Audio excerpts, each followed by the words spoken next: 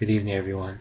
This past week, I've been exhausted. I'm just tired from work and from business of life. And everyone knows what's happened this past Monday with the tragedy in Boston. And I heard it pretty late. I was working, I was tutoring kids, and I got home around like 8 p.m. and I turned on the news, and the first thing I heard was about what happened in Boston with the runners in the marathon, and I was just like, oh my gosh, I can't believe it happened, and I felt bad for the victims, but don't you get that feeling sometimes that it's happened before, or just kind of indifferent to it?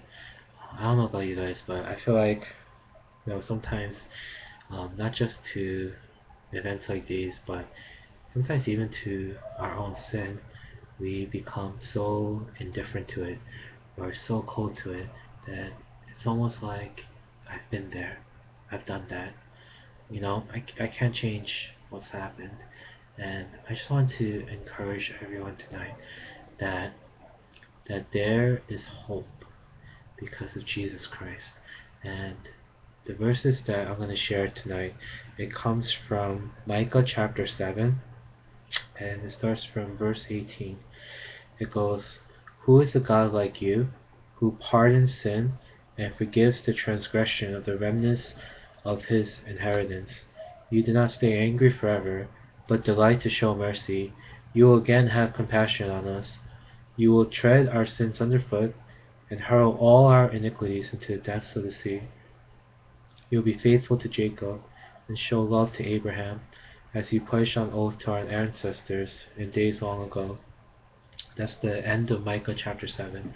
And the reason I wanted to share that is it really encouraged me. And this past weekend, Leo shared with each of the guys about how God is not like man. And when God forgives, it's done. You're forgiven. It's not like you have to wait. Sometimes when you sin against someone or you hurt someone, there's like some kind of grace period where you have to wait for things to be right.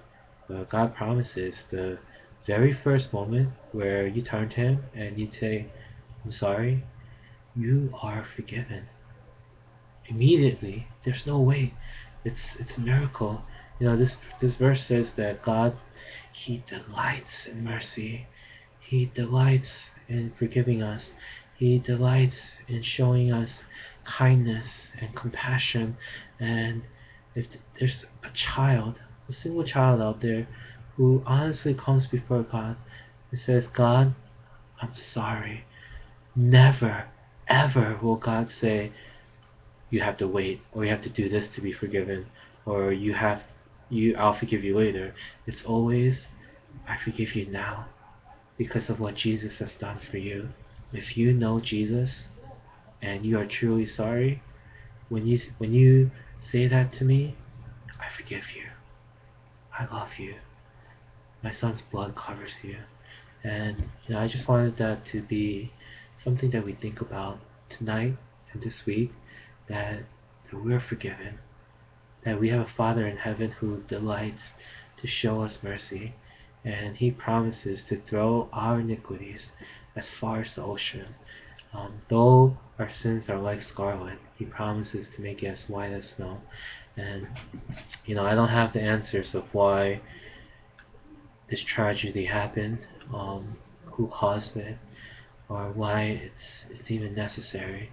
But in the midst of terrible sin and in the midst of terrible tragedy, we have a Father who loves, not just loves, but He loves to show kindness and mercy and forgiveness.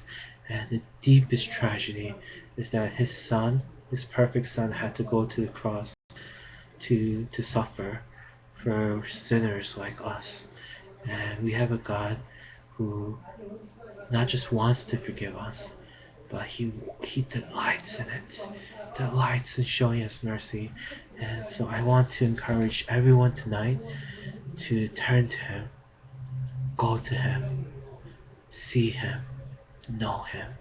He delights to love and to forgive each of us. Good night, guys, and see you soon.